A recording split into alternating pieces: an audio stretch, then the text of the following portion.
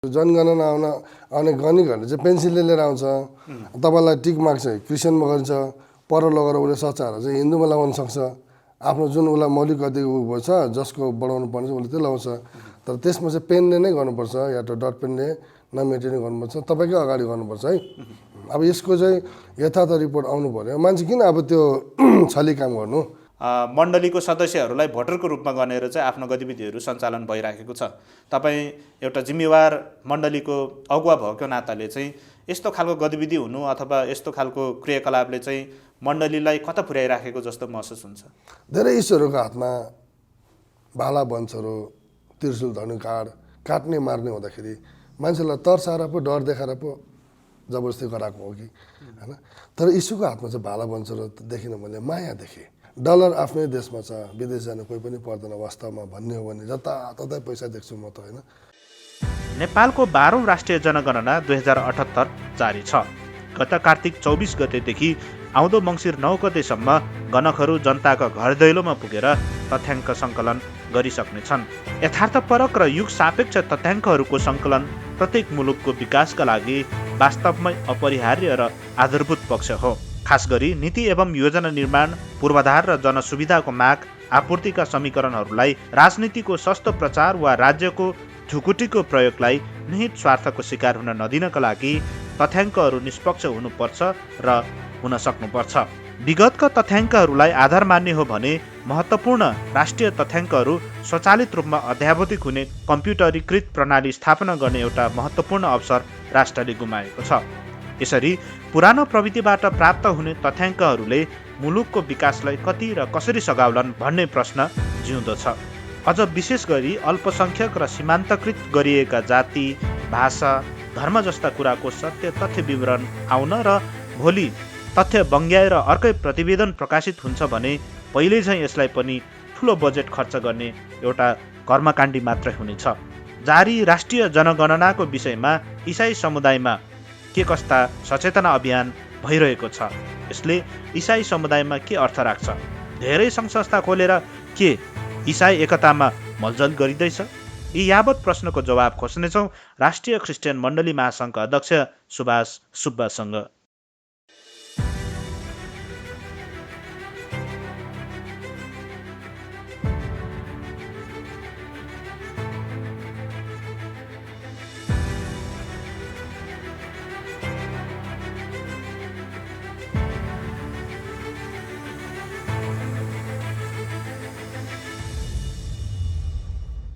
पास्टरजी, यहाँलाई कार्यक्रम फेथ टकमा हार्दिक स्वागत छ। आराम हुनुहुन्छ? जय मसी। वास्तवमा म पास्टर चाहिँ होइन है, सम्बोधन गलत भयो जस्तो लाग्यो। मैले भन्दा पास्टर नभन्नु, मलाई प्लास्टर भन्नु भनेर मैले प्रायः जस्तो धेरैचोटि भनिरहेको छु। मलाई पास्टर भनेर सम्बोधन नगर्दा राम्रो लाग्छ। यहाँ राष्ट्रिय क्रिस्चियन मण्डली परिषद महासङ्घ मण्डली महासङ्घमा यहाँ कार्यरत हुनुहुन्छ अथवा त्यो संस्थाको तपाईँ अध्यक्ष हुनुहुन्छ। पछिल्लो समयमा चाहिँ जनगणना चाहिँ नेपालको धेरै महत्त्व राख्ने जनगणना भइराखेको छ। यो सम्बन्धमा तपाईँको सङ्घ अथवा तपाईँको संस्थाले चाहिँ कस्तो खालको गतिविधिहरू गरिराख्नु भएको छ?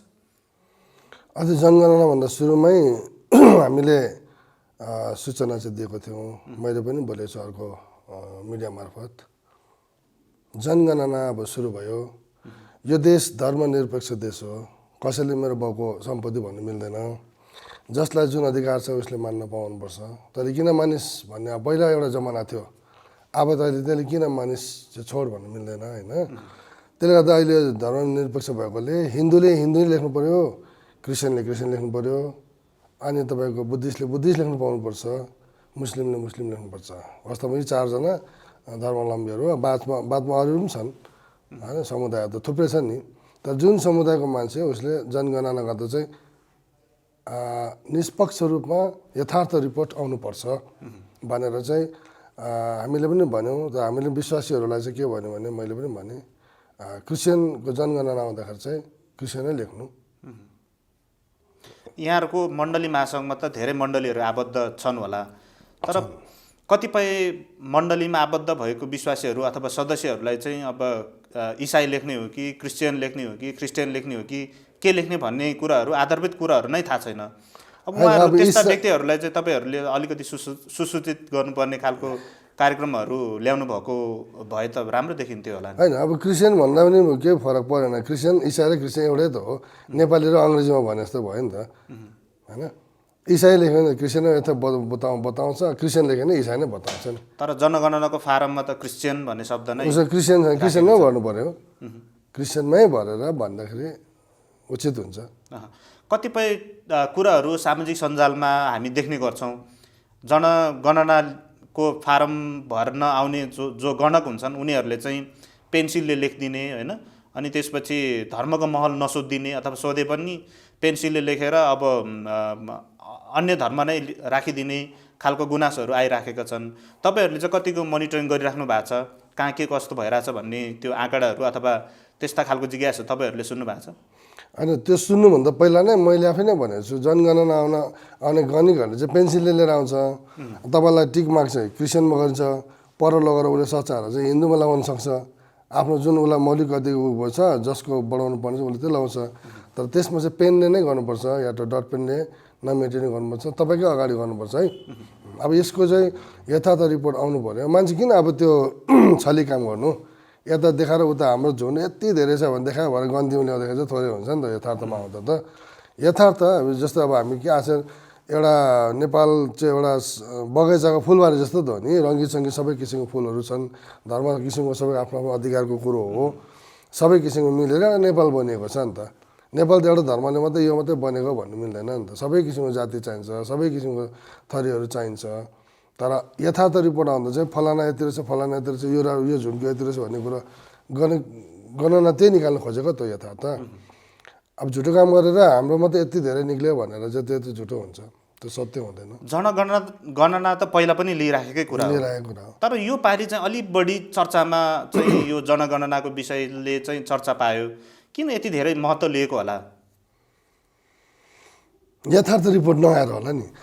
जस्तै बुद्धिस्टका समुदायकाहरूका कति धेरै छन्, तर गणनामा आउँदा थोरै भयो होला। उहाँहरू त रिसाइहाल्छ नि त्यतिकै, हेर्नु र। अब हामी यति थियौँ, यति किन निकाल्यो? मुस्लिमको कति धेरै छन्, अब थोरै निक्लिन्छ होला।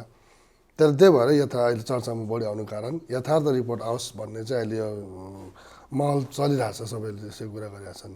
क्रिस्चियन समुदायको लागि चाहिँ यो जनगणनाले चाहिँ कतिको महत्त्व राख्छ तपाईँको विचारमा चाहिँ के छ? वास्तवमा जनगणनाले खानु दिने होइन हामीलाई। यति भएछ भनेर हामीलाई सरकारबाट राहत आउने होइन।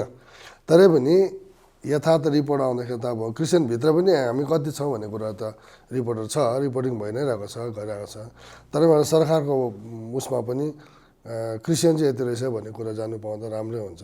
कतिपय क्रिस्चियन संस्थाहरूले त हामी 30 लाख जनसङ्ख्या छौँ, 30 लाख चाहिँ अब इसाई समुदाय छौँ भनेर चाहिँ अब राजनीति गर्नेदेखि लिएर सङ्घ संस्था खोल्नेदेखि लिएर हरेक हरकतहरू त गरिराखेकै छन्। अबको यो जनगणनाले आउने तथ्याङ्क जुन हुन्छ त्यसलाई चाहिँ तपाईँहरू के गर्नुहुन्छ? त्यो जति जनगणनाको तथ्याङ्क आउँछ त्यसलाई सर्वमान्य ठान्नुहुन्छ कि के गर्नुहुन्छ? अब यो तथ्याङ्क त सही नआउनु पनि सक्छ नि त। तर उहाँहरूले पहिला भन्थे 30 लाख छन् भने, तर मलाई लाग्छ 30 लाखभन्दा बढी छ। यो त हामी आफ्नै इसाई समुदायले पनि हाम्रो आफ्नो गणना पनि हामीले पनि गर्नु सक्छ, हामी कति रहेछ भनेर, होइन? तर अब यथार्थ रिपोर्ट नआउनु सक्छ। अब यथार्थ रिपोर्ट आएन, अब पछि अपेक्षाकृत आँकडा आउन सकेन भने यहाँहरूको संस्थाले चाहिँ कस्तो खालको प्रतिक्रियाहरू जनाउँछ अथवा कस्तो खालको स्टेपहरू अगाडि बढाउनु? यस्तो हुन्छ, हामी क्रिस्चियन हौँ। प्रभु यीशु ख्रिस्टले तरर बोकेर बाहिर निक्ली झगडा गर भने कहिले सिकाउनु भएको छैन। बरु सबैको लागि प्रार्थना गरिदिनु, नबुझ्नेलाई भनेर सिकाउनु भएको छ। तर अब क्रिस्चियन बाहेक जस्तै बुद्धिस्ट छन्, मुस्लिम छन्, अरू हिन्दू धर्मावलम्बीहरू छन्, त्यो तीनवटामा चाहिँ झगडा हुन सक्ला यथार्थ रिपोर्ट नआउँदा। तर क्रिस्चियन नै झगडा गर्ने, आन्दोलन गर्ने हाम्रो त्यो उद्देश्य नै होइन। हामीलाई त्यो समय पनि छैन। आफ्नो काम गर्ने, सेवा गर्ने, प्रभुको सेवा गर्ने हामी, होइन? कुनै बिचरा गरिब दुखीलाई मद्दत गर्ने। हामी यति हाम्रो आएन किन गरिनुहोस् आन्दोलन मुर्दाबाद जिन्दाबाद नारा लाएर कसैलाई फाइदा हुनेवाला पनि छैन। बाइबलमा हामीले यस्तो आन्दोलन गर्नु भने सिकाएको पनि छैन प्रभुले। बरु प्रार्थना गरिदिन्छ हाम्रो देशको लागि सधैँ गरेर। जस्तै हाम्रो मङ्गलबार, हरेक मङ्गलबार 7 देखि 9 हाम्रो उपवास प्रार्थना हुन्छ। लकडाउनभरि पनि हामीले कहिले बन्द गरेनौँ मण्डलीमा। देशको लागि पनि गरिरहेको क्या। देशमा असल नेता होस्, नेतालाई पनि प्रभु राम्रो असल बुद्धि दिनुहोस्, ज्ञान दिनुहोस्, होइन, उहाँहरूलाई पनि रक्षा गरिदिनुहोस्, कोरोना उहाँहरू नमरुन्, कसैलाई अप्ठ्यारो नपरोस्, यही सिकाउँछ। हामी त अब हाम्रो गणनामा कम्ती आयो अरे भनेर किन गऱ्यो भनेर आन्दोलन गर्ने कुरा आउँदैन। कम्ती आयो भने हामी विश्वासी त छौँ नि त, जति नै, होइन र। तपाईँको नाम के हो? निराजन मोक्तान। निराजन मोक्तान। तपाईँ निराजन मोक्तानको सट्टामा कसैले सन्दीप मोक्तान लेख्यो भने तपाईँ त निराजनै हो नि त, होइन र। यस प्रकारले सम्झिनु पऱ्यो, अन्डरस्ट्यान्डिङ गर्नु पऱ्यो। भन्नाले तथ्याङ्कले अथवा आँकडाले कुनै पनि प्रभाव पर्दैन क्रिस्चियन समुदायको लागि भन्ने भयो। त्यो प्रभाव पर्दैन। तर कतिपय सङ्घ संस्थाहरू अथवा यो क्रिस्चियन समुदायमै अब सृष्टि भएको केही राजनीतिक दलहरू छन्, उनीहरूले त अब आफ्नो राजनीति अथवा आफ्नो सङ्गठन त क्रिस्चियन समुदायको आँकडा अथवा सङ्ख्या देखाएरै गरिराखेको छ नि। अब यस्तो आँकडामा तलमाथि भयो भने त उनीहरूको रणनीतिमा परिवर्तन हुन सक्ला। सङ्ख्यामा देखायो त, होइन। अब राजनीतिक भन्ने बित्तिकै उहाँहरूलाई त भोटिङको कुरा आउँछ। भोलि चुनाव लड्ला, अब चुनाव नजिकै आउँदैछ, चुनाव लड्ला, होइन। अब जुन पक्षलाई जुन नेताले खुसी बनाउन सकेको छ त्यो पक्षले त त्यो नेतालाई सरासर भोट हाल्छ। अब म पनि मण्डली महासङ्घको हामी सबैजनालाई ल है हामी सबैजना मिलेर फलाना हालिदिउँ, किन उहाँले चाहिँ गर्ला जस्तो छै भनेर भन्नु सक्छु। तर त्यहाँ गएर उसले हाल्छ कि हाल्दैन उसको हातमा हामी हेर्नु मिल्दैन, होइन। उसको पछि लागेर जानु मिल्दैन, कसलाई हाल्ने के गर्ने भन्नु मिल्दैन। तरै पनि यसले चाहिँ गर्छ कि भन्ने एउटा माहौल बनाउनु पऱ्यो नि। यहाँ त मण्डलीको जिम्मेवारी पदमा पनि हुनुहुन्छ अथवा मण्डलीको अगुवा पनि हुनुहुन्छ। कतिपय गैर क्रिस्चियनहरूले चाहिँ आवाज के उठाउँछ भने यो जनगणनाको विषयलाई लिएर इसाईहरूले आफूलाई चिनाउँदाखेरि विश्वास गरेको एउटा विश्वास वा आस्था हो भन्ने कुरो गर्छन्। तर जनगणनाको विषयमा चाहिँ अब खुलेआम रूपमा चाहिँ यो क्याम्पेनै चलाएर यो धर्मको महलमा चाहिँ क्रिस्चियन धर्म नै लेख्नुपर्छ भनेर लागि परेको छन्। किन दुई जिब्रे कुराकानी गरेको होला भन्ने खालको आरोप पनि लाउँछ नि। त्यस्तो व्यक्तिलाई चाहिँ तपाईँ के जवाब दिनु? यस्तो नि त, अब क्रिस्चियन भनेपछि क्रिस्चियन धर्म बुझिहाल्छ, सरासर लाटोले पनि बुझ्छ। त्यो त झन् पढेको मान्छेले उल्टापल्टा गर्छ भने त त्यो त फेसबुक एसएलसी फेल भएको मान्छे मात्रै हो त्यो नबुझ्ने चाहिँ। अब हिन्दू भनेपछि हिन्दू धर्म त बुझिहाल्छ नि। अब धर्म हिन्दू, त्यो मान्छे हिन्दू हो भने हिन्दू धर्म भनेर सधैँ त्यसले पूजै त गरिहाल्दैन होला नि त, बाटोमा हिँडिरहेको हुन्छ, आफ्नो व्यवसाय गरिरहेको हुन्छ। तर ऊ हिन्दू धर्ममा अवलम्बन छ, के अरे आधारित छ। कोही मुस्लिम हुनसक्छ, कोही बुद्धिस्ट छन्, होइन। त्यसले गर्दा आफ्नो धर्मको त भन्न पाइयो नि त, म क्रिस्चियन धर्मको हो, म क्रिस्चियन हो भनेर भन्नु मिल्दैन र। भनेपछि यो स्वतन्त्र अधिकारभित्रै पर्यो। धर्मनिरपेक्ष भएछ स्वतन्त्र अधिकार पर्यो, त्यो त भन्नु पाउनुपर्छ, सबैले भन्नु पाउनु पर्यो नि। यहाँको विषयमा अलिकति कुरो गरौँ। यहाँ अहिले राष्ट्रिय क्रिस्चियन मण्डली महासङ्घको अध्यक्ष हुनुहुन्छ। यो मण्डली महासङ्घको अध्यक्ष हुँदै गर्दाखेरि अथवा मण्डली महासङ्घको परिकल्पना जुन तपाईँले गर्नुभएको छ, कुन उद्देश्य लिएर चाहिँ तपाईँले परिकल्पना गर्नुभएको छ? अलिकति यो विषयमा। मण्डली महासङ्घ हामीले परिकल्पना मैले कसरी गरेँ भनेदेखि हुन्छ, सङ्घ त थुप्रै छ। अब त्यो सङ्घले जति काम गरिरहेको छ, छुटिएको काम नगरेको अधुरो काम चाहिँ हामी मण्डली महासङ्घबाट गर्नुपर्छ भनेर चाहिँ सिलाबाला बटुल्ने काम मात्रै हामीले गरेको हौँ। कसैको प्रतिस्पर्धामा त्यो सङ्घभन्दा हामी ठुलो, उसले भन्दा हामीले राम्रो काम गर्दैछौँ, त्यो काम छैन त्यहाँ नजाऊ, यता हो भनेर कसैलाई हामीले बोलाएको पनि छैनौँ, भनेको छैन। तर त्यो सङ्घले जुन काम गरिरहेछ प्रभुकै काम गरेको हो, होइन। अर्को सङ्घले जुन प्रभुकै काम गरेको, अब छुटेको सेवाहरू चाहिँ हामीले गरौँ न, जसमा कि प्रभुको इच्छालाई हामीले पुरा गर्न सकौँ भनेर चाहिँ यो परिकल्पना साँचेर चाहिँ हामीले राष्ट्रिय क्रिस्चियन मण्डली महासङ्घ। अर्को कुरो चाहिँ हामी देशभरिका क्रिस्चियन सबैजना एउटै हौँ भन्ने सन्देश दिनु पऱ्यो कि। एउटा चर्चले अर्को चर्चले त्यो त काम लाग्दैन भनेर चाहिँ नभनोस्, हामी एउटै हौँ, हामी प्रभुकै छोराछोरी हौँ, एउटै हौँ। सबैजना एउटै थलोभित्र आएर बस्नु सक्दैन, अटाउनु पनि सक्दैन। त्यहाँदेखि आफ्नो आफ्नो ठाउँमा बसेर हामी सेवा गरेको हुन्छौँ, प्रभुको काम गरेको हुन्छौँ। तर हामी क्रिस्चियन एउटै है। तपाईँलाई पर्दाखेरि मलाई दुख्नुपर्छ, मलाई पर्दा तपाईँलाई दुख्नुपर्छ, तपाईँलाई के पऱ्यो आवाज उठ्नुपर्छ, के भयो सहयोग गर्नुपर्छ हामीले एकले अर्कालाई भन्ने हिसाबले चाहिँ हामी एउटै हौँ। भिन्न भिन्न मतभेद नराख्नुहोस्, यहाँ जातको, स्तरको, धनको कसैको मतभेद नराख्नु। परमेश्वर दृष्टिमा त जसरी सूर्यको प्रकाशले कसैलाई छुटाउँदैन नि, बराबर पोल्छ, बराबर तापक्रम दिन्छ, परमेश्वरको प्रेमले पनि सबैलाई त्यसरी नै बराबर माया गरिरहनु भएको छ। भनेपछि आज क्रिस्चियनिटीको जुन आज धर्म हाम्रो जुन क्रिस्चियनको एउटा पहिचानले पनि हामी सबैलाई क्रिस्चियन गर्दै राम्रो भने एउटा बराबरै है भन्ने हेर्नु चाहिँ पर्छ भन्ने विषयले चाहिँ यो कल्पना राखेर चाहिँ मण्डली महासङ्घ खोलेको हो कि। कति कुराहरू सुनिन्छ नि, जस्तै चाहिँ यो राष्ट्रिय क्रिस्चियन मण्डली महासङ्घ चाहिँ राष्ट्रिय क्रिस्चियन महासङ्घलाई काउन्टर दिनको लागि तपाईँले खोल्नुभएको भन्ने कुराहरू पनि सुनिन्छ नि। कति त मैले अब भन्ने हो भने अर्को क्रिस्चियन महासङ्घको क्रिस्चियन महासङ्घको मात्रै चाहिँ अध्यक्ष चिन्छु, अरू त त्यति भेट पनि भएको होला, तर चिन्दिनँ। किन काउन्टर दिनु पर्यो? फुर्सद हुनु पऱ्यो नि काउन्टर दिनुलाई। फुर्सद नभएर त्यतिकै काउन्टर दिनु निक्लिनु पर्ने त व्यस्त छौँ हामी पनि, फुर्सद नभएर त्यो काम गरेर काउन्टर दिनु किन निक्लिनु पर्यो? तर अधुरो काम चाहिँ हामीले गरौँ न, प्रभुको इच्छालाई पुरा गरौँ, प्रभुको सेवा गरौँ, होइन, दुखी गरिबको सेवा गरौँ। जुन काम गर्नु सकेन मण्डली महासङ्घको थ्रुबाट मैले गरेँ भनौँ न, त्यो अधुरो कामलाई चाहिँ गरौँ भनेर गरेँ, काउन्टर दिन होइन। अनि अर्को चाहिँ के बाहिर बजारमा हल्ला के चाहिँ छ भने जस्तै एनसिएस चाहिँ क्षेत्रीय बाहुन समुदायको लागि प्रतिनिधित्व गर्ने संस्था अथवा एनसिएफ चाहिँ तामाङ समुदायको प्रतिनिधित्व गर्ने संस्था, अनि महासङ्घ चाहिँ अब दलित समुदायको लागि प्रतिनिधित्व गर्ने संस्था, अनि तपाईँले जुन अहिले खोल्नु भएको छ यो राष्ट्रिय मण्डली महासङ्घ चाहिँ राई लिम्बूहरूको लागि खोलेको हो भन्ने खालको कुराहरू पनि सुनिन्छ नि। त्यस्तो भन्ने मान्छेहरूलाई चाहिँ तपाईँ के भन्नुहुन्छ?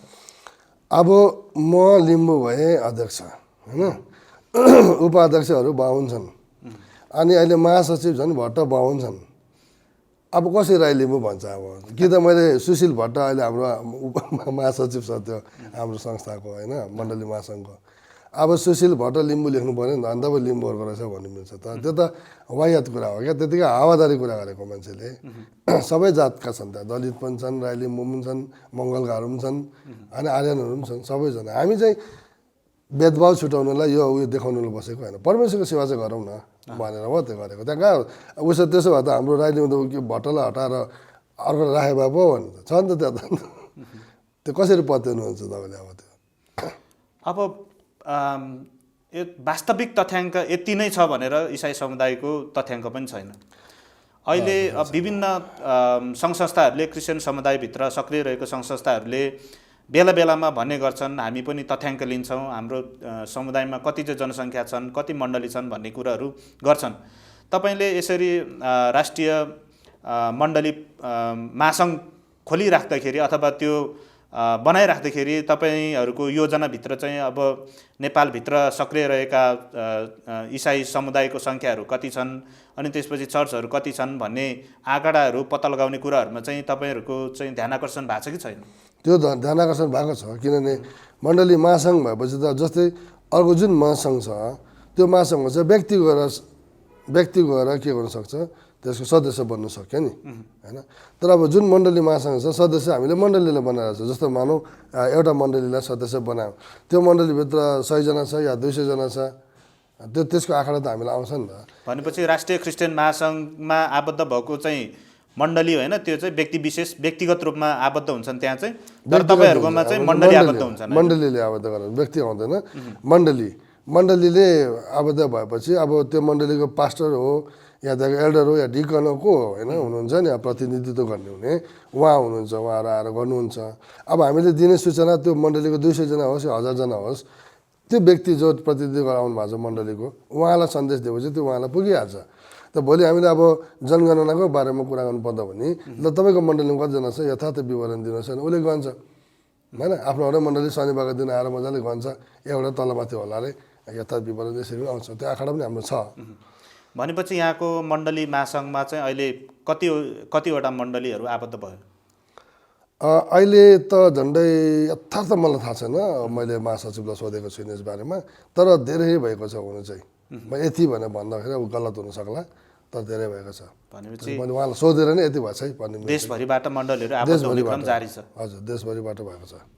यहाँले सामाजिक सेवामा पनि आफ्नो पाइलालाई अगाडि बढाइराख्नु भएको छ।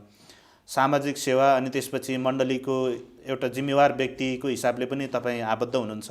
यी हुँदाहुँदै पनि तपाईँले अब अर्को चाहिँ एउटा संस्था पनि खोल्नु भएको छ मण्डली महासङ्घ भनेर। यो तीनैवटा पक्ष अथवा यो विविध पक्षलाई तपाईँले कसरी म्यानेज गरिराख्नु भएको छ? सबैमा म त कुद्ने त होइन नि त। अब जस्तै महासङ्घभित्र उपाध्यक्ष छन्, सचिव छ, महासचिव छन्, उहाँहरूलाई जिम्मेवार गराएको छु। उहाँहरू अफिस आउनुहुन्छ, दिनभरि बस्नुहुन्छ, सबै मिलाउनुहुन्छ। निचोर के हो सन्देश दिनुहुन्छ, कहिले जानुपर्ने ठाउँमा गर्छु। अब मेरो आफ्नै पनि अस्पताल पनि चलिरहेको छ, त्यहाँ पनि गरिरहेको छु मैले। मेरो अब होस्टेल छ, अहिले बच्चाहरू राखेको छु भने गेस्ट होस्टेल खोलेको छु। त्यो अब अर्को चाहिँ इसाई समुदायभित्रमा भइराखेको घटनाक्रमहरू जस्तै राजनीतिक गतिविधिहरू गर्छन्, तर त्यसमा चाहिँ राजनीतिक गतिविधिहरू राजनीतिक यो एजेन्डाहरूमा छलफलहरू मिटिङहरू गर्ने गर्छन्, तर त्यो चाहिँ मण्डली भवनभित्र गरिराखेको हुन्छ। अझ तपाईँलाई थाहा हुनसक्छ कतिपय इसाई आस्था बोकेर सुरु भएको राजनीतिक दलहरूले चाहिँ मण्डलीको सदस्यहरूलाई भोटरको रूपमा गनेर चाहिँ आफ्नो गतिविधिहरू सञ्चालन भइराखेको छ। तपाईँ एउटा जिम्मेवार मण्डलीको अगुवा भएको नाताले चाहिँ यस्तो खालको गतिविधि हुनु अथवा यस्तो खालको क्रियाकलापले चाहिँ मण्डलीलाई कता पुर्याइराखेको जस्तो महसुस हुन्छ? अब राजनीतिकरणको त्यो मिटिङहरू मण्डलीभित्र जहाँ हामी उपासना गर्छौँ, प्रभुको उपस्थितिको थाहा गर्ने ठाउँमा चाहिँ हामी त्यो गर्नु त उचित हुँदैन। अब त्यो त उहाँहरूलाई ठाउँको कमी भएर नभएको होला, नगरेको होला।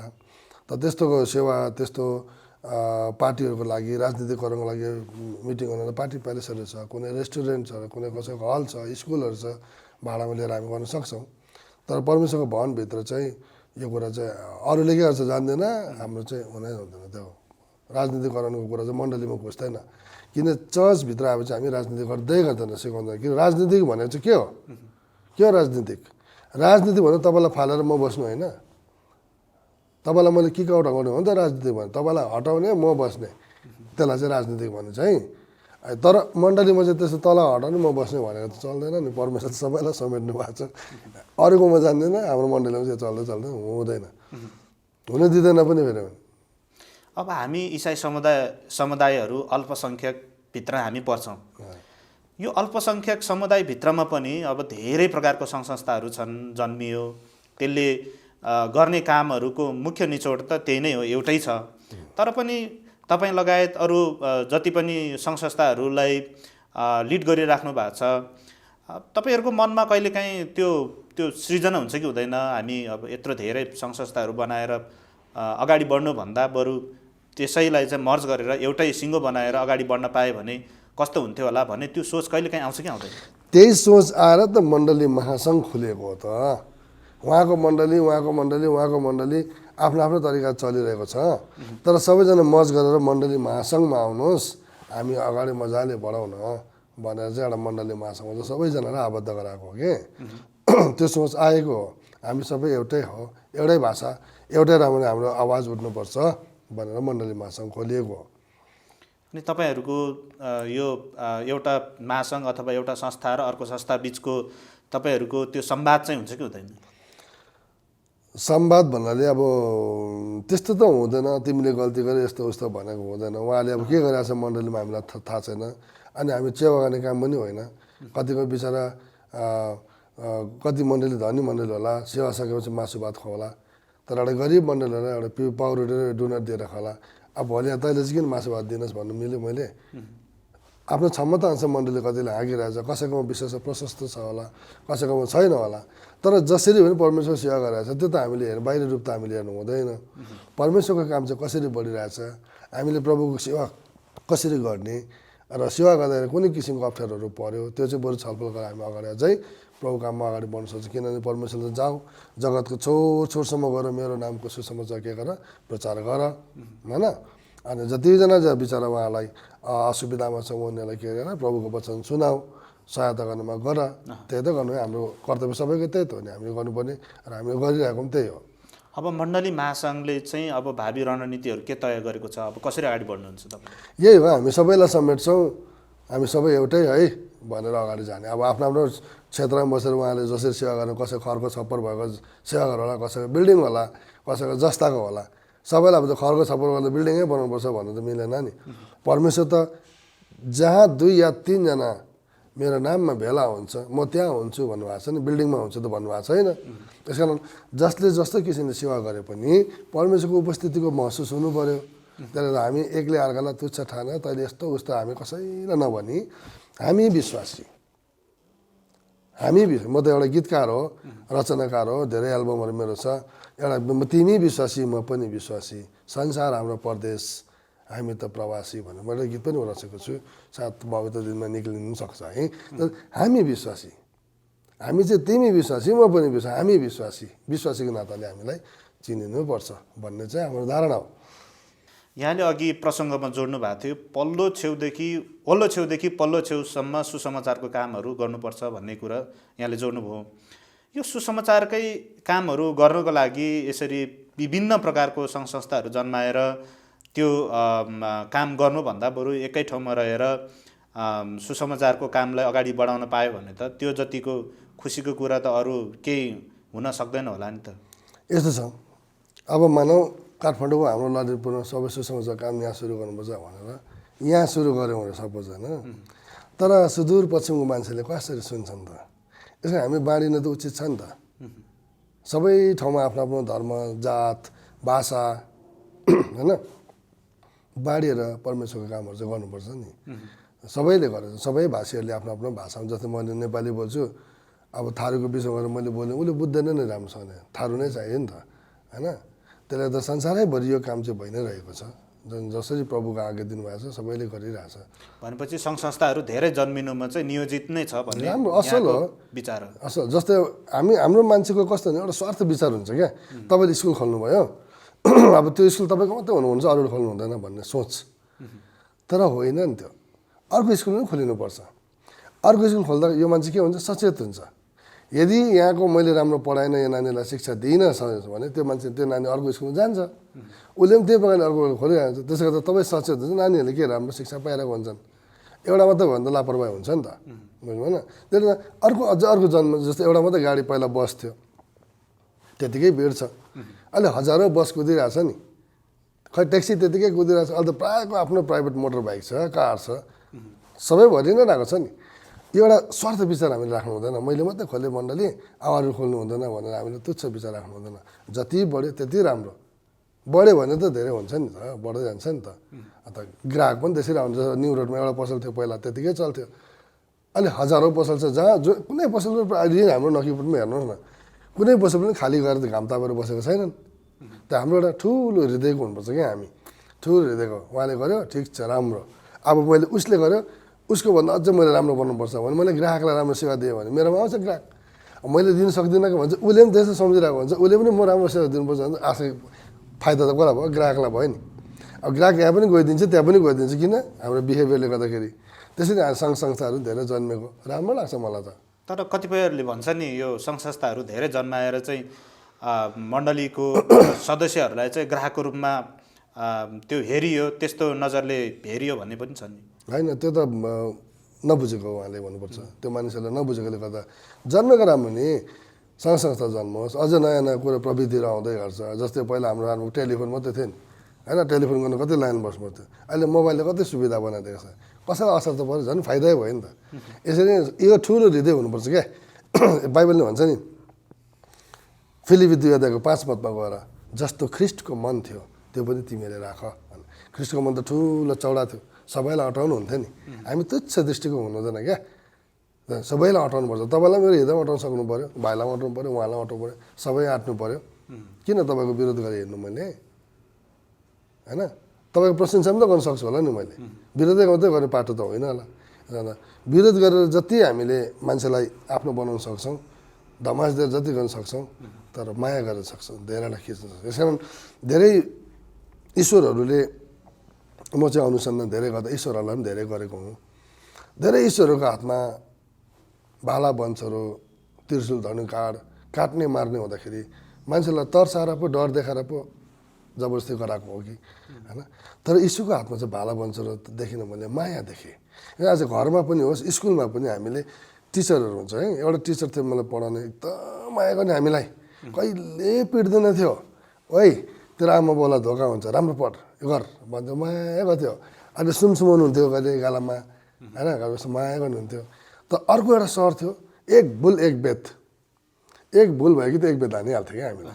अनि अर्को एउटा सर चाहिँ प्रेसर हाई भएको थियो, किन हल्ला गर्छ एकदम डस्टरले पिट्थ्यो। तर ती तिनैजनाको सरमा, तिनजना भन्दा एक भुल एक बेत त अब भुल भएर खाए ठिकै छ, तर एउटा त्यो प्रेसर हाई भएको सर आउँदाखेरि चाहिँ केटाहरू चुपचाप बस्थ्यो क्या, एकदम पिन ड्रप अफ साइलेन्स भन्छ नि, चुपचाप बस्थ्यो। तर मनमा के भन्छ मर्नु नसकेको भने सरापी राख्थ्यो क्या। अनि ठक्क गएपछि गयो भनेर चाहिँ उसलाई एउटा निकनेम राखिदिएको थियो, फल्ला गयो मरोस् छिटो मरोस् भने अरूको साथीहरू सरापेको सुने।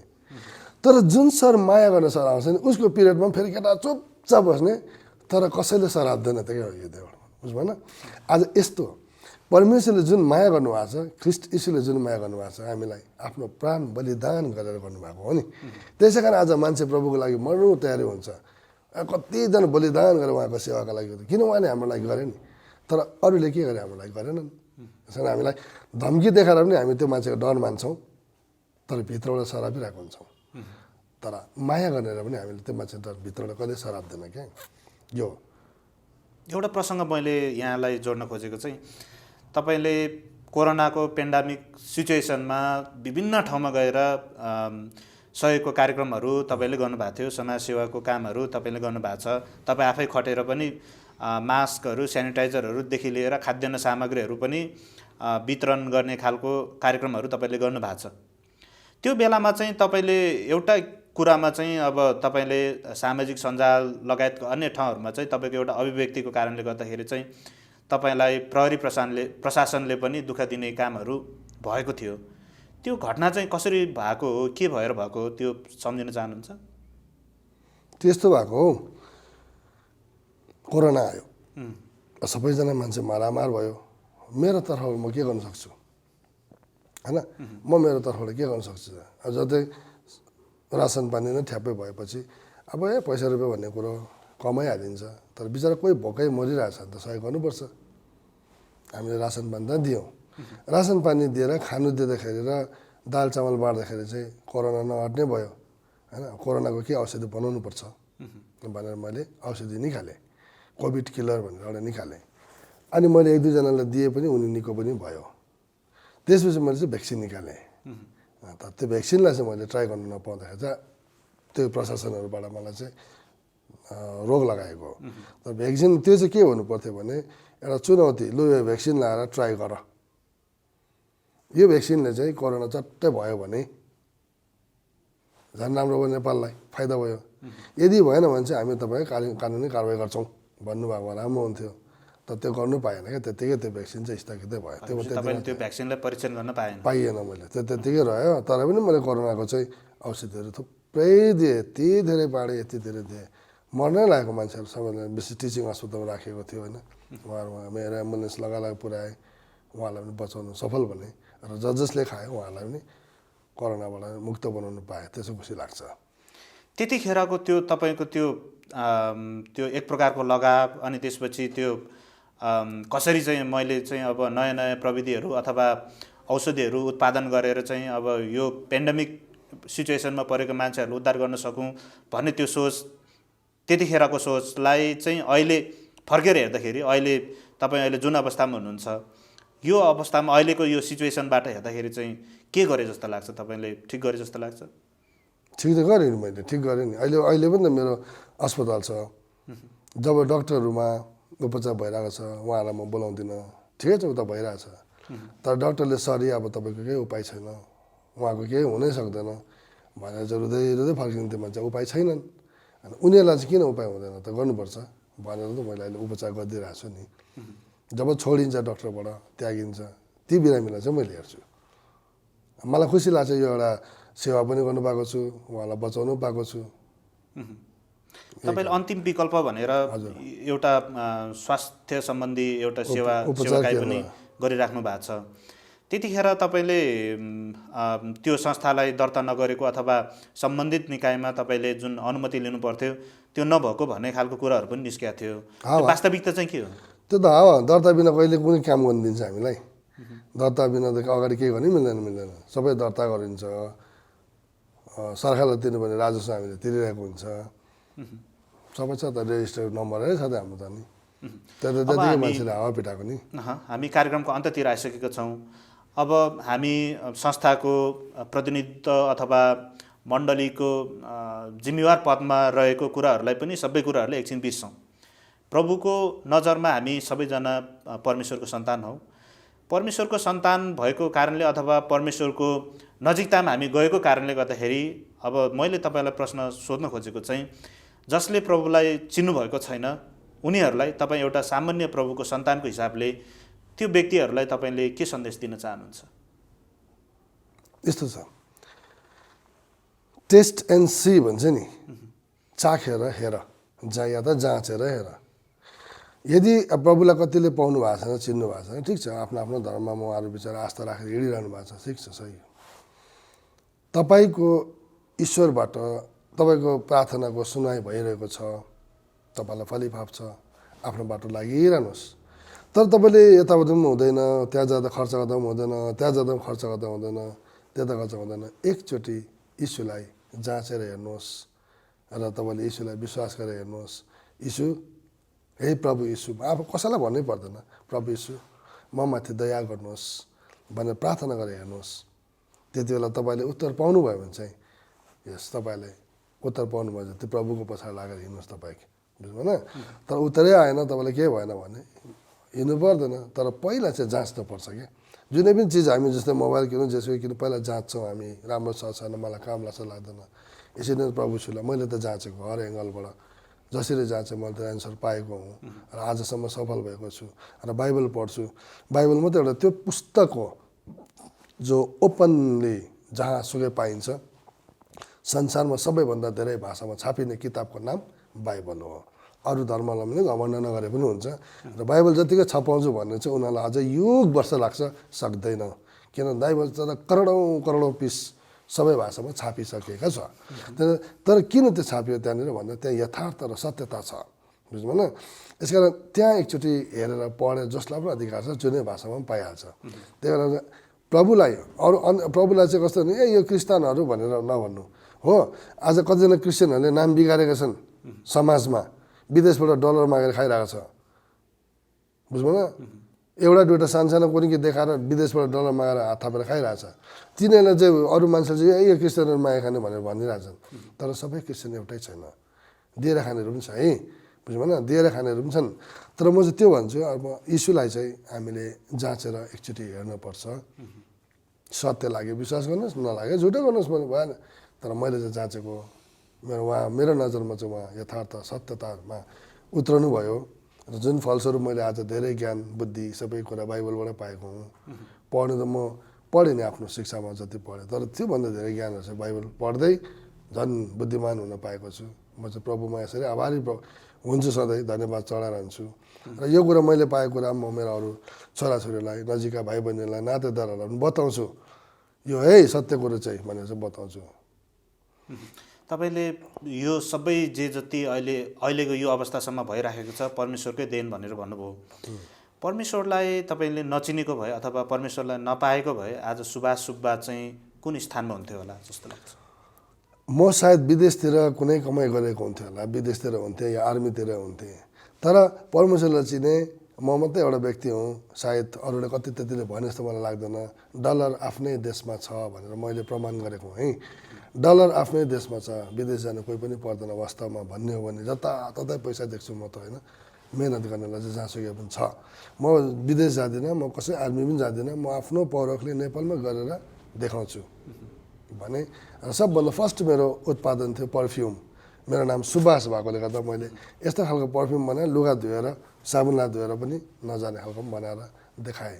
अनि भिक्टोरिया मण्डपतिर एक्जिबिसनहरू बस्थेँ होइन। त्यति बेला त हाम्रो ऐश्वर्या रानी जो बित्नुभएको थिएन भिजिट गर्नुहुन्थ्यो। कतिवटा कुराहरू उहाँलाई पनि मैले प्रमाण गर्थेँ होइन।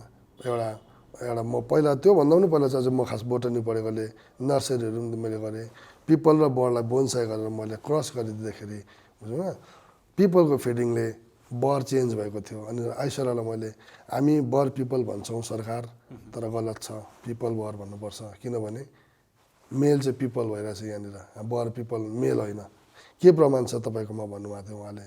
अनि मैले यसरी देखाइदिएको थियो, हेर्नुहोस् यसलाई मैले राखेको 5 वर्ष भइसक्यो, तर 5 वर्षपछि परिवर्तनमा पिपल जस्ता तस्ता छ, बरको पात छामेर हेर्नुहोस् हजुरले भनेर छाम्नुभयो। नरम पिपलको खस्रो सबै गएर पिपल जस्तो भएको थियो क्या। उसो भए पिपल बर भन्नु पऱ्यो हो भन्नुभएको थियो रानीले। त्यो मलाई अहिलेसम्म त्यो आवाज आइरहन्छ क्या। त्यसरी मैले त्यो अवार्डहरू पाएको छु उहाँबाट पनि, त्यो मसँग अहिले सजा राखेको पनि छु। यसरी जे पनि प्रमाण गरेँ देशमा जब माहौल सङ्कटहरू आउँछ, अप्ठ्यारो पर्छ, मैले के गर्न सक्छु? मेरो तर्फबाट मैले कसैलाई मद्दत गरेँ भने मानौँ मैले 100-200 जनाको छाक टार्नु पाएँ भने कसैलाई त मैले मद्दत गरेँ नि, सबैलाई गर्नु नसके पनि यो धारणा चाहिँ मेरो भइरहन्छ। त्यसै कारण आज मैले प्रभुलाई नपाउँदो भएको हो भनेदेखिलाई चाहिँ सायद म विदेशतिर जान्थेँ होला गरेँ। तर बाइबल पढ्दै जाँदा मत्ती 7 अध्यायको 7 पदमा यसो हेरेँ, माग दिन्छु, खोज भेटाउँछौ, ढकढक र तिम्रो निम्ति उघारिन्छ भन्दा मैले चाहिँ मागेँ। मलाई चाहिँ प्रभु धेरै धन सम्पत्ति चाहिँदैन, तर मलाई एउटा यस्तो दिमाग दिनुहोस् र यस्तो हिम्मत दिनुहोस् अरूले नसकेको कुरा चाहिँ मैले गर्न सकौँ, जसले हुँदैन भन्छ त्यो नहुनेलाई चाहिँ मैले हुने बनाउन सकौँ। मलाई यति भए पुग्छ प्रभु। उहाँले जे मागेँ आज मैले त्यही चाहिँ पाएको छु कि। यसरी मेरो परमेश्वर प्रार्थना सुन्ने परमेश्वर हुनुहुन्छ, किनभने यीशु ख्रीष्ट संसारमा आउनुभयो, मान्छेको लागि मर्नुभयो होइन, तर तेस्रो दिनमा जिउँदो भइदिनु म। रित्तो चिहान इजरायलमा जेरुसलेम अहिले पनि छ। तर अरू ईश्वरहरू थुप्रै आए, मरे, किराले खाए, बौरी उठेको एकजनाको प्रमाण छैन नि, बुझ्नु भएन। यही फरक पर्छ। यसमा बाइबलमा पढ्दै जाँदा लुका 20 अध्यायको 38 पदमा चाहिँ उहाँ मुर्दाहरूका परमेश्वर होइन लेखिएको छ क्या। साँच्चै किन उहाँ चाहिँ जिउँदो भइदिनु भयो। रित्तो चिहान अहिले पनि जो पनि जानु पाउँछ। यसै कारण विदेशीहरू चाहिँ नेपालीहरूभन्दा धेरै सक्षम र उनीहरू धेरै बुद्धिमान भएकोले गर्दा अमेरिका त वास्तवमा यीशु ख्रीष्ट अमेरिकामा जन्मेको त होइन नि, यीशु ख्रीष्ट त इजरायलमा जन्मिनु भयो। इजरायल चाहिँ संसारको मुटुमा पर्छ, बिचमा भएको पर्छ है। धेरै अर्थ छ यहाँनिर। यीशुले किन नसिलाको लुगा लाउनु भयो? उहाँले कहिले सिलाको लुगा लाउनुहुन्न त, नसिलाको। किन भन्दा चाहिँ सिलाको चाहिँ तपाईँलाई मात्रै हुन्छ, तपाईँको साइजको मलाई हुँदैन। तर नसिलाको चाहिँ तपाईँलाई पनि हुन्छ, मलाई पनि हुन्छ, सबैलाई हुन्छ क्या नसिला लुगा। यसै यीशु ख्रीष्ट सबका प्रभु हुनुहुन्छ। अमेरिकाको मान्छे, बेलायतको मान्छे चिने, अरे यिनी त उनीहरूले स्टडी गरे, किन अनुसन्धानमा धेरै हिँड्छ नि। जस्तै अहिले पो यो लकडाउनको कारणले गर्दा टुरिस्टहरू आएन। अहिले अब यो महिना त टुरिस्ट हिँड्ने सिजन हो नि। यिनीहरू हरेक पाहाड कुना कन्दरातिर बिचरा हाइकिङ जान्छ, ट्रेकिङ जान्छ, डिटेक्टर मेसिन हिँड्दै कहाँ के छ कसो के छ उनीहरू खोज्दै खोज्दै खोज्दै खोज्दै खोज्दै खोज्दै हिँडिरहेको छ नि। त्यसै गरी एमसिसी आउनु खोजेको थियो नि। यहाँ अनेक छ क्या, यहाँ भयङ्कर भएको चिजहरू यहाँनिर खोज्दै हो नि। त्यसले गर्दा ती बेलायतीहरू, त्यो अमेरिकनहरूले यसो हेरे, यीशुमा सत्यता देखे, ठपक्क टिपेर लगेर अनि अहिले के अरे सारा मुलुक अमेरिकाले नै यीशुलाई विश्वास कस्तो आशिष पाए हेर्नुहोस् त ल। अहिले हामी विरोध गर्छौँ कतिजनाले क्रिस्चियनको, तर अमेरिका जानुलाई मार लाइन लागिरहेको हुन्छ। बाबु जति लाख पनि तिर्नु भएर किन जानुपर्छ? त्यो स्वर्ग त होइन त्यो, किन? त्यहाँ बाइबल पढ्छ र त्यहाँ नियम कानुन यति सफा छ, मान्छेले एकले अर्कोलाई बुझिदिन्छ। बिचरा हामी चाहिँ कसँग चाहिँ एउटाले यसो बदमास गरेको देख्यौँ, टाइम पिटिहाल्छौँ होइन। एउटा मान्छेलाई ड्याममा झाल फुटाएर बाहिर निक्ल्यो, तैँले बदमास गरिस् भनेर पिटिहाल्छ नि। तर त्यसलाई बुझ्ने चाहिँ त्यो अमेरिकामा त्यो बेलायती मान्छेमा त्यो ज्ञान हुँदो रहेछ क्या। ठ्याक्कै नपिटिहाल पहिला, किन झ्याल फुटाइहाले भन्दा त 3 दिन भएको छ थुनेको, बाहिरबाट कसैले ताला लगाइदिएछ, त्यसलाई खानु पनि दिएको छैन, के गर्नु। अन्त बिचरा उता अति भएर के फुटाइ निक्लेको रहेछ नि। वास्तवमा दोष त उसको होइन, उसले कति ढड गर्छ नगर्छ खोलिदिँदैन। एउटा ठुलो हृदय अन्डरस्ट्यान्डिङ भन्छ नि, एकले अर्कोलाई बुझिदिनु। तपाईँको मोटरबाइकमा एउटा बहिनी ठ्याट्ट आएर चढ्यो, हाम्रो नेपाली समाजमा चाहिँ आँखा लगाइहाल्छ, ला यसले कसलाई भगवान लाग्यो भन्छ। बिचरा तपाईँले बिचरा त्यो बहिनीलाई आपत परेको भएर कहाँ पुर्याउनु हुँदैछ, पहिला त्यो बुझौँ न यथार्थ। हामी त्यो ठुलो हृदयको बुझ्नुपर्छ क्या। कसैसित बोल्दैछ भने मेरो कुरा गर्दैछ कि भन्ने हाम्रो बाबुले राम्रो सन्देश दिँदैछ के हो, पहिला यथार्थ बुझ्नुपर्छ, अनि मात्रै मान्छेलाई दोष आउनुपर्छ। त्यही कुरा चाहिँ बाइबलले सिकाउँछ, कसैलाई दोष नलगाऊ। एउटा औँलाले तिमीलाई अर्कोलाई देखाउँछौ, चारवटाले तिमीलाई देखाउँछ भनेर छर्लङ्ग लेखेको छ क्या। यस कारण हामी बाइबल पढ्नेहरूले चाहिँ साँचो विश्वासीहरूले चाहिँ कसैलाई दोषाउँदैन, अनि हामी अरूलाई पनि दोषाउँदैनौँ। ए अब जस्तै नेताहरू फेरि चाहिँ यो नेता यस्तो त्यो नेता, हामी गर्दैन भ्याउँदैन पनि। होस्, आफ्नो उहाँले सेवा गरेको होला, काम गरेको छ, जुनै नेता आयो भने देशलाई केही गर्छु भन्ने त हुन्छ नै होइन। अब मह काट्नेले हात चाट्छ नै, तर उसको विरोध किन गर्नु? हामी बरु प्रार्थना गरिदिउँ, उसलाई ज्ञान दियोस् प्रभुले, उहाँलाई राम्रो शिक्षा दिउँ प्रभुले होइन, देश राम्रो बनाओस्। हामी सक्नेहरूले सहयोग गरिदिने हो। अब हामीमा त्यो क्षमता छैन, हामी त्यो ठाउँमा गएर बसेर कहाँ हुन्छ त, हुँदैन नि। हामी एकले अर्कालाई कसैले नदोषेकै राम्रो लाग्छ। म त कसैलाई दोष दिँदैन, जे गर्छ खुसी साथ गरोस् होइन, हाम्रो त्यो हुन्छ क्या। त्यो म चाहिँ यसबाट ठुलो हृदय हेर्छु। जस्तै केटी मान्छेले पेन्ट लाउँछ होइन, अब केटीको ड्रेस त कतिवटा मन्डलीले चर्चहरूमा चाहिँ केटीको चाहिँ जामा लाउनुपर्छ, साडी लाउनुपर्छ होइन भन्ने हुन्छ नि। तर साडी र जामाभन्दा सुरक्षित अझ पेन्ट हो नि। तर पेन्ट केटीको लाउने पेन्टभन्दा चेनहरू हुँदैन रहेछ, के हुँदैन रहेछ नि। त अहिले जाडो महिनामा बिचरा उनीहरूको नि त जामा लाउँदा हावा छिर्छ, जाडो हुन्छ उहाँहरूलाई, पेन्ट लाउँदा के बिग्रियो? यो त शारीरिक एउटा ड्रेसअप हो नि। होइन। तर हृदय चाहिँ स्वच्छ हुनु पऱ्यो क्या। यो हृदय स्वच्छ भएपछि सबैलाई यसो आफू भला जगत भला भन्छ नि। मैले म भला छु भने सबैलाई राम्रो देख्छु। मै नराम्रो छ भने तपाईँलाई पनि नराम्रो देख्छु, उसलाई पनि नराम्रो, सबैलाई नराम्रो देखिरहेको हुन्छ क्या। बाइबलले चाहिँ के देखायो, पहिला आफू बन अनि अरू नबनाऊ होइन। अब कि बाइबलले चाहिँ कालो ठुलो धनी गरिब छुट्याउने कसैलाई अधिकार दिएको छैन। बराबर दृष्टिले हामीले हेर्नुपर्छ। हो म चर्चमा जान्छु, चर्चको जिम्मेवारीको रूपमा मैले हेरेछु, तर म चर्चमा जाँदा म चर्चको उहाँहरूलाई के भन्छु विश्वासीहरूलाई, अस्पतालमा चाहिँ म डक्टर हो होइन। म कुनै ठाउँमा एउटा तपाईँको सर हाकिम होला, तर यहाँ आउँदा चाहिँ तपाईँको दाजुभाइ हो है। म त्यो दृष्टिले मलाई नहेर्नु। हामी एउटै छोराछोरी, कतिको घरमा बिचरा गुन्द्रुक पाकेर खाएर होला, कसै मासु भात खाएर होला, तर पनि आउँदा प्रभुको मण्डलीमा आउँछन्। हामी सबै एउटै छोराछोरी हो, एउटा हेरिनुपर्छ हामीले। भने सबैलाई माया गर्छु, बिस्तारै यसो गर्छु, कसैको घरमा रासन पानीको अभाव भइरहेको हुन्छ, आउनुहोस् लानुहोस् होइन, दिइरहेको छ, दिनु पनि पाएँ। देऊ तिमीलाई दिइन्छ, बाइबलले भनेछ नि त, देऊ तिमीलाई दिइन्छ। अनि मैले यसलाई प्र्याक्टिस गरेँ हो कि होइन भनेर मैले जाँचेर यो लकडाउनको बेलामा दिएँ। म धेरै रातहरू बाँडेँ नि, तर मलाई कमी भएन, झन् दिनुभयो प्रभुले क्या। अब यसले चाहिँ गर्ने रहेछ है भन्ने भयो, प्रभुलाई पनि दिनुभयो नि त। यस कारण हामी चेपेर राख्छौँ, कन्जुस भएर बसेर आउँछौँ, त्यो दिनै चाहँदैनौँ। अनि माथिबाट प्रभुले कहाँबाट दिनुहुन्छ त हामीलाई है। यसो ठुलो हृदय भएर चाहिँ हामीले अगाडि बढ्यौँ भने चाहिँ परमेश्वरको सेवा गर्न सक्छौँ, तपाईँलाई पनि मित्रै दिन सक्छौँ, देशको विकास, गाउँको विकास, सबैको विकास हुन्छ। हस्, यहाँलाई यो अमूल्य समय हामीलाई दिनुभयो, हाम्रो निमन्त्रणलाई स्वीकारेर यहाँसम्म आइदिनु भयो, यहाँलाई धेरै धेरै धन्यवाद छ। हुन्छ, तपाईँलाई पनि बोलाउनु भयो, धन्यवाद छ। जय मसी पनि भन्छु है। यस्तो राम्रो सन्देश दिनुहोस् ताकि यो सुन्ने श्रोताहरूलाई पनि उत्साह र प्रेरणाको कारण बनोस्, र कसैको विरोध, कसैको माथि तल गर्ने कुरो चाहिँ यस ठाउँबाट प्रसारण नगर्नुहोस्। त्यो गर्दाखेरि तपाईँको लागि मात्रै एकछिन राम्रो हुन्छ, अर्को मान्छे तपाईँको विरोधमा रिसाइरहेको हुन्छ। त्योभन्दा बरु चाहिँ सबैलाई पोजिटिभै, नेगेटिभ हेर्ने अन्त सबै जग्गा हाम्रो आफ्नो खोट देखिन्छ। चन्द्रमा मात्रै खोट लागेको हुन्छ होइन, हामी मान्छे त खोटै हो, तर त्यो खोटलाई चाहिँ हामीले ढाकछोप गरेर राम्रै सन्देशहरू यहाँबाट दिइरहनु भयो भने चाहिँ भोलि लाग्छ यसले राम्रो रूप लिन्छ। यसरी नै बढेर जान्छ, तपाईँको पनि बढेर जानुहोस्। दर्शकवृन्द, हामीसँग हुनुहुन्थ्यो सुभाष सुब्बा, उहाँ राष्ट्रिय मण्डली महासङ्घको अध्यक्ष हुनुहुन्छ। उहाँसँग हामीले आज नेपालमा भइरहेको जनगणनाको विषयमा कुराकानी गऱ्यौँ र त्यस सँगसँगै उहाँहरूले गरिराखेको कार्यक्रमको विषयमा पनि हामीले चर्चा अनि परिचर्चा गऱ्यौँ। यस्तै विषयवस्तुको साथमा हामी फेरि उपस्थित हुनेछौँ। तबसम्मको लागि हामीलाई बिदा दिनुहोस्। हवस् त, जय मसी।